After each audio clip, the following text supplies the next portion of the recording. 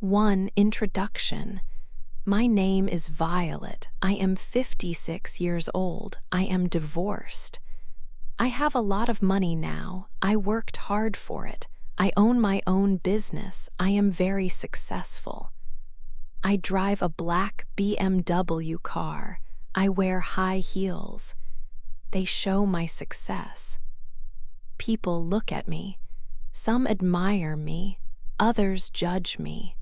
They whisper. They think they know me, but they do not. My life is shaped by my success and by what others think. I live with their judgment every day. One day, I was at a university campus cafe. It was a busy place, full of young students. I saw a young man there. He was tall and handsome. He looked 24 years old. He stood near the food counter. He looked at the menu. His face showed he was worried. He held a small wallet. He looked at the prices of the food. He seemed confused. He looked nervous. His clothes were simple, not new. I could see he did not have much money. He looked hungry. He wanted to buy food, but he seemed unable to. He bit his lip. He looked at a sandwich, then at his wallet again. He sighed quietly. I felt something inside me. I do not usually help strangers. But this young man was different. He was not asking for help. He just looked worried about food. I walked closer to him. He did not see me at first. When he did, he looked surprised. I spoke to him. "Hello," I said. "Are you looking for something to eat?"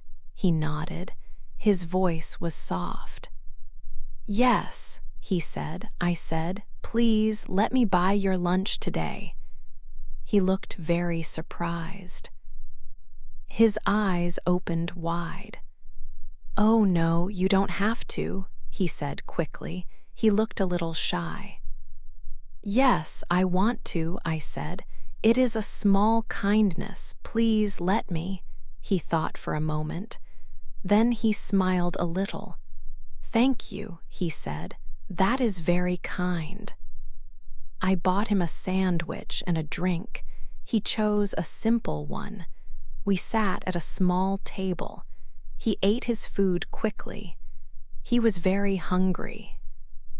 His name was Danny. He was a student. This was the first time we met. This small lunch was the beginning of our story. 2. A new friend. After our first lunch, I learned more about Danny. He was a student, 24 years old. He had big dreams but little money. He worked part-time as a barista. He had some debt, and I saw the holes in his shoes. He was a dreamer, always thinking about a better future. His situation made me feel for him. We started to meet often. Sometimes we had coffee, sometimes we walked around the campus park. He was different from the people I usually met. He was young and open. He made me laugh with his stories. I enjoyed spending time with him. When we were together, I felt lighter. I think he felt the same. He often looked tired, but with me, his eyes seemed brighter. I tried to make him forget his worries. We talked about many things, about his family and his hopes. I shared some things about my life too. Our talks became longer and deeper. We shared many laughs. I felt a comfort with him that was new to me. It was a strange feeling, but a good one. I was 56 and he was 24. The age difference was big, but it did not feel important when we were together. We simply enjoyed each other's company. One evening, we were having coffee at a small cafe. The evening was quiet. We had talked for a long time. Then Danny looked at me with serious eyes. He said, "Violet, you make me feel like I can breathe again." His words were soft but strong. My heart beat a little faster. It was a moment I did not expect. I looked at him and I saw something true in his eyes. Then he moved closer. He looked at my lips. I did not stop him. He kissed me. His kiss was gentle at first, then it became a little stronger. It was a long kiss. In that moment, I forgot everything else. I forgot about my age, my rules, and what people might think. I just felt his lips on mine. When we pulled apart, I felt a mix of surprise and warmth. I had rules for my life. Rules about not getting too close to people. Rules about keeping my feelings hidden. But with that kiss, I broke one of my most important rules. It was the first rule I broke because of Danny. I knew deep inside that it would not be the last. This new friendship was becoming something more, something unexpected. My life was changing because of a young man with big dreams and holes in his shoes. 3. A big offer. Danny never asked for money, not once. But I saw the stress in his eyes. He worked hard, studying and working. His old shoes had holes. I knew he had money problems. He thought about bills all the time. This worry was a heavy weight on him. I wanted to help. One evening, we were at a cafe. He looked at his phone, worried. I took a deep breath. "Danny," I said, "I want to help you. I can give you some money, just a little. It can help you clear some things." I made it sound like a small gift. He looked at me, surprised. "No, Violet," he said quickly. "I cannot take your money. This is my problem." He shook his head, but I saw his tiredness. "Please," I said, "it is not a big deal for me. It is a gift from a friend." He looked down, then slowly he nodded. "Are you sure?" he asked. "Yes, I am sure." Then he started to cry. He covered his face. He was very thankful. It was a big moment for us. That night, I held him close. He felt safe and warm in my arms. We did not talk much. We just stayed there together. This moment made our bond stronger. It was about trust and caring. I felt a deep connection to him. He felt like a part of my life now. Soon, people started to talk about us. A woman my age with a young man.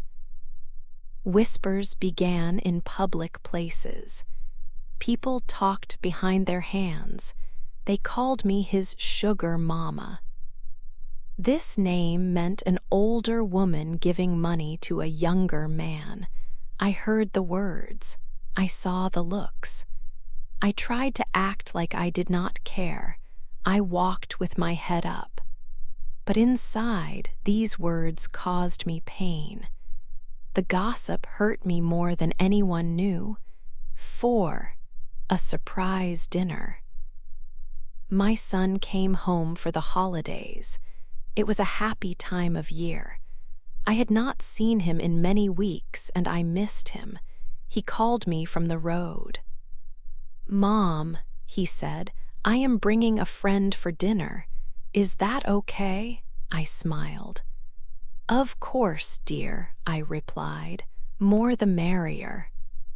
I thought about what we would eat. I planned a special meal, something warm and comforting. I wanted everything to be perfect for my son's visit. The doorbell rang that evening. I opened the door with a big smile. My son stood there, tall and happy. Next to him, I saw a familiar face. My heart stopped. It was Danny. My son's friend was Danny. I almost dropped the wine glass I was holding. My hand shook a little. Danny's face lost all its color. He looked very white, like he had seen a ghost. He quickly looked away from me. My son did not notice anything strange. He just smiled brightly. "Mom," he said, "this is Danny. He is my classmate." My son looked at Danny. "He is a good guy, Mom," my son added. I tried to smile back. My smile felt fake on my face. It was hard to pretend I did not know Danny. It was hard to pretend I did not know how his lips tasted. We sat down for dinner. The food was good, but the air around the table felt thick. I looked at Danny, then at my son. They talked about their classes and their school. Danny did not look at me much. When he did, his eyes held a secret. My son was happy, talking and laughing. He did not know the secret that sat between his mother and his friend. I ate my food, but I did not taste it. My mind was full of thoughts. How could this happen? What would I do? After dinner, my son went to his room. He said he needed to study. Danny stayed in the living room with me. The silence was loud. I knew I had to speak. "Danny," I started, my voice quiet. "This cannot continue." I looked at him. "It has to end." My words felt heavy. My heart felt heavy too. I knew this was the right thing to say. It was too risky. It was too complicated now. Danny did not answer with words. He walked closer to me. He took my face in his hands. Then he kissed me. He kissed me harder than he had ever kissed me before. It was a kiss full of feelings, full of a strong will. I felt his passion. I felt his need. In that moment, I could not say no. My body did not listen to my mind. My heart did not listen to my thoughts. I wanted to end it. I truly did. But his kiss made it impossible. I could not let him go, not yet. 5, a quiet wedding. Danny asked me to marry him. It was a big surprise. I laughed at first. "Are you joking?" I asked him. He was not joking. His face was serious. He looked at me with kind eyes. "I love you, Violet," he said. "It's not about your money, it is about you." I listened to his words, but I did not truly believe him. My mind was full of questions. Did he really love me? Or was this about the help I had given him? People already talked about us. They called me names. Would marriage make it worse? Still, I wanted to believe him. I wanted to feel loved by him, so I said yes. My friends and family thought I was crazy. A woman of 56 years marrying a man of 24, it was unusual. Even I was not sure if I was doing the right thing. But I felt a deep connection to Danny. He made me happy. He made me feel young. I wanted to take a chance on our love. We decided to marry quickly. We did not want a big party. We chose Italy for our wedding. It was a beautiful country. The wedding was quiet and fast. It was just us and a few close people. We stood in a lovely place. The sun was shining. Danny held my hand. He looked into my eyes. He promised to love me forever. He kissed my hand. I felt a moment of true happiness. It was a beautiful day. After the wedding, we started our life together. For a time, everything felt good. But then, small things started to happen. Things that made me feel worried. Danny often had his phone with him. He would take phone calls, but he would go into another room to talk.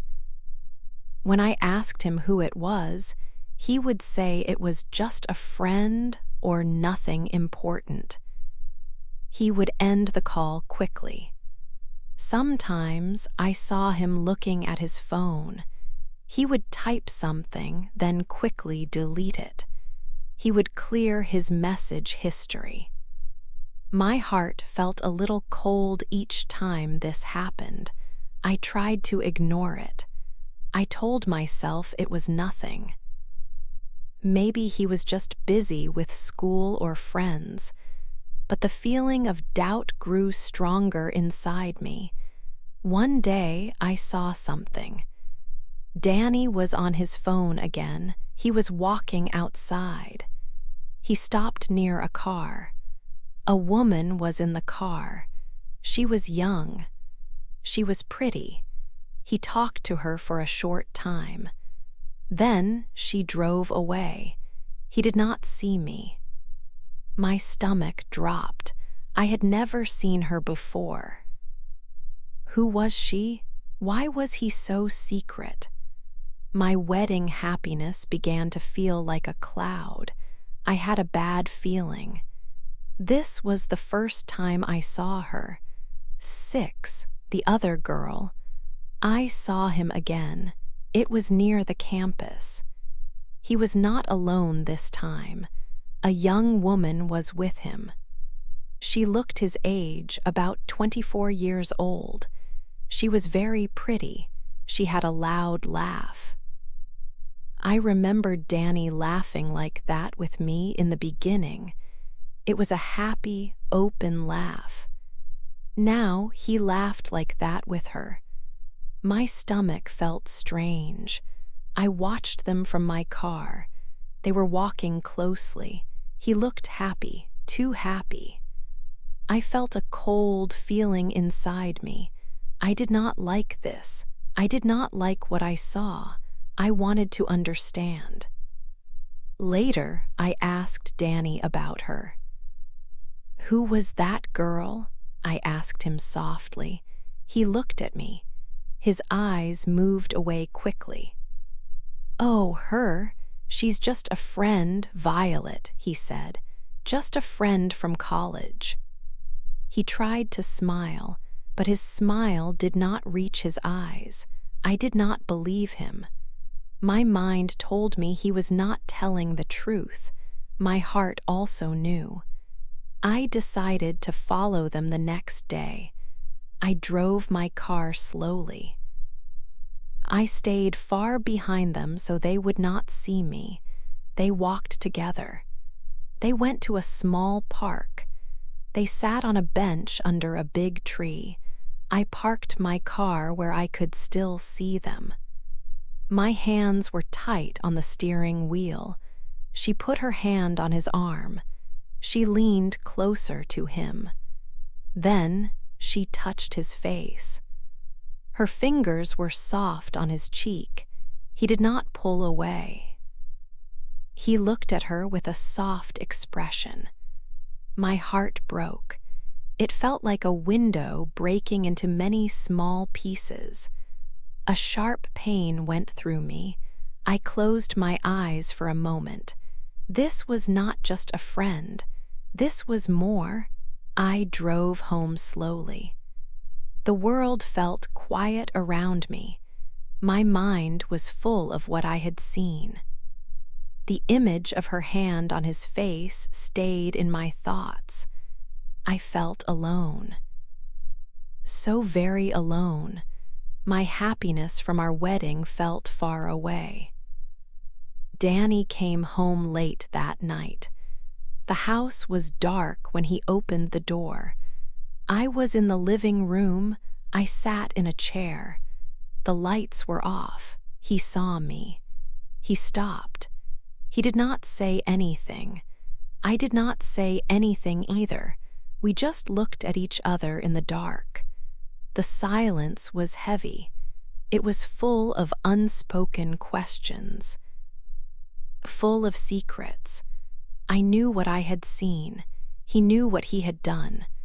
But no words were spoken, not one word. The air between us was thick with sadness. I felt a cold wall growing between us. I went to bed, but I could not sleep. The image of the other girl, her hand on his face, kept playing in my mind. 7. The sad truth. The next morning, a heavy silence filled our home. I knew I needed answers. I found Danny in the living room. His face was pale. I looked at him and asked him to tell me the truth. I needed to know everything. He sat down slowly. His hands shook as he began to speak.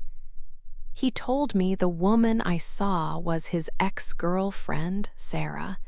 He said she was in trouble and needed money.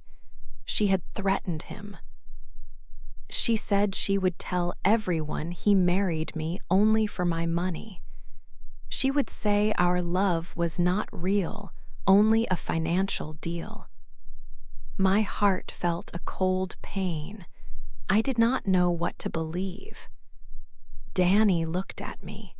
He said Sarah had old pictures of them. She also had old messages from his phone. She was using these things to blackmail him. She wanted a lot of money. If he did not pay, she would show everything to his university and to the newspapers. She would ruin his good name and our marriage. Danny looked very sad. His eyes were red. He took out his phone and gave it to me. He also told me all his passwords. "Please, Violet," he said, "take everything, look at everything, but please do not leave me." He wanted me to believe him. He wanted me to see he was honest. He wanted me to know he loved me, not my money. I held the phone. I saw the pain and fear in his eyes. I could see he was telling the truth. I put the phone down. I pulled him close.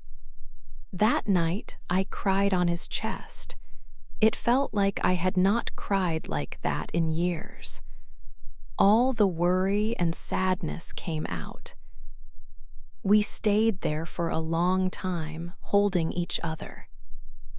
After a while, I felt stronger. I knew I had to do something. This situation could not continue. I decided I would find a way to solve this problem. I had to protect our life together. I had to protect Danny. I made a call. I knew what to do next. 8. A new life. After a long night, I made a decision. I contacted Danny's ex-girlfriend. I offered her money. I wanted her to leave us alone. It was not because I was weak. It was because I was tired of fighting.